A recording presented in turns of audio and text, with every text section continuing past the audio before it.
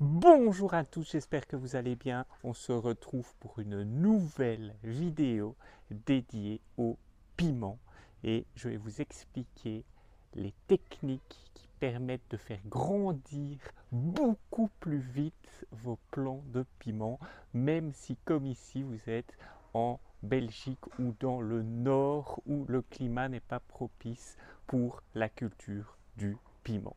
Alors vous voyez ici, on a deux piments Bishop ou les piments Bishop Crown. On en a un sur lequel je n'ai pas appliqué les techniques de croissance, c'est celui-ci qui se trouve ici à droite, et le deuxième, vous voyez, sur lequel j'ai appliqué les différentes techniques de croissance que je vais vous expliquer. Vous voyez la différence de taille, celui-ci est presque 3 fois plus grand que l'autre et il porte 3 à 4 fois plus de fruits. On va découvrir maintenant comment on arrive à ce résultat.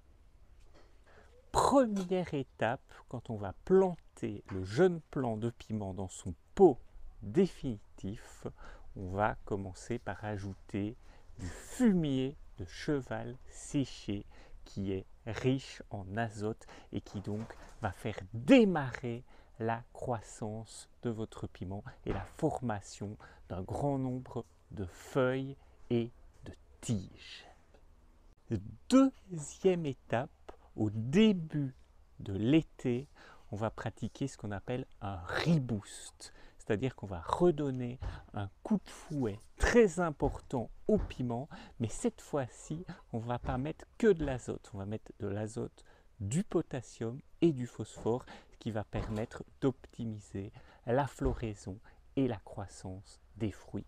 Et donc, on ne va pas ajouter cette fois-ci du fumier de cheval séché, on va ajouter du guano, c'est-à-dire de la déjection de chauve-souris qui est extrêmement riche en azote, en phosphore et en potassium. Et on fait donc cet ajout début juillet, début de l'été, et donc ça va donner le second coup de boost à notre plant de piment. Étape de fertilisation pour booster les fruits, pour en obtenir beaucoup et des fruits de grande taille, et bien vers la mi-août, on va faire une adjonction de cendres de ricin, très riche cette fois-ci uniquement en potassium et en phosphore. C'est ce qui va donner le boost final à la plante pour obtenir le résultat qu'on a ici. Je vous rappelle la cendre de ricin. Quatrième astuce, le pot. On va cultiver les piments dans des pots de 3 litres, comme ceci. La grande différence qu'on a entre ces deux pots, c'est qu'ici, j'ai utilisé un airpot, c'est-à-dire une technologie anglaise qui va permettre d'optimiser la croissance racinaire des plantes sans former ce qu'on appelle le chignonnage, c'est-à-dire que la plante forme une boule de racines qui finissent par s'étouffer les unes les autres et donc la plante va dépérir et elle ne va pas grandir comme c'est le cas sur le plan qu'on a ici à droite. L'airpot, c'est donc un des secrets supplémentaires pour optimiser la croissance. Conseil suivant, l'arrosage, très important pour les piments. Ils ont besoin en permanence d'eau, mais il ne faut surtout pas que les racines baignent dans de l'eau stagnante. Sinon, elles étouffent et la plante meurt, les feuilles deviennent jaunes et raplapla. L'idée va donc être d'arroser par le bas les piments en utilisant la technique des tables à marée, c'est-à-dire qu'on apporte l'eau par le bas, elle monte pendant une trentaine de minutes et puis elle redescend et elle s'évacue.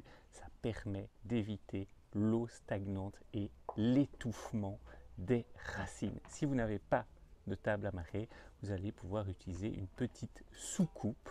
Vous allez mettre l'eau, elle va remonter par diffusion dans la terre et il faudra éviter que la soucoupe soit trop remplie pour créer ce phénomène d'eau stagnante. Conseil suivant, l'effeuillage de la tige. Comme on le voit ici sur ce plan-là, eh bien, la tige a été effeuillée. On voit qu'elle est nue sur pratiquement 20 à 30 cm, alors qu'ici, on a encore toute une série de feuilles. Eh bien, quand on pratique l'effeuillage, on a l'optimisation de la croissance de la plante et la création de cette canopée dans la partie supérieure du plant. Et le dernier conseil, c'est l'ensoleillement. Plus les piments vont avoir du soleil et moins ils seront à l'ombre, et plus optimale va être la croissance. Ils ont vraiment besoin d'énormément de soleil pour grandir. Ce sont des plantes vraiment de plein soleil. J'espère que cette vidéo vous a plu, que vous avez appris des nouvelles choses sur la culture du piment, et vous allez voir qu'en appliquant tous ces petits conseils, eh bien, la croissance de vos plantes va être décuplée. Je vous dis à très bientôt pour une nouvelle vidéo, et merci de nous suivre toujours plus nombreux sur notre chaîne Green Concept.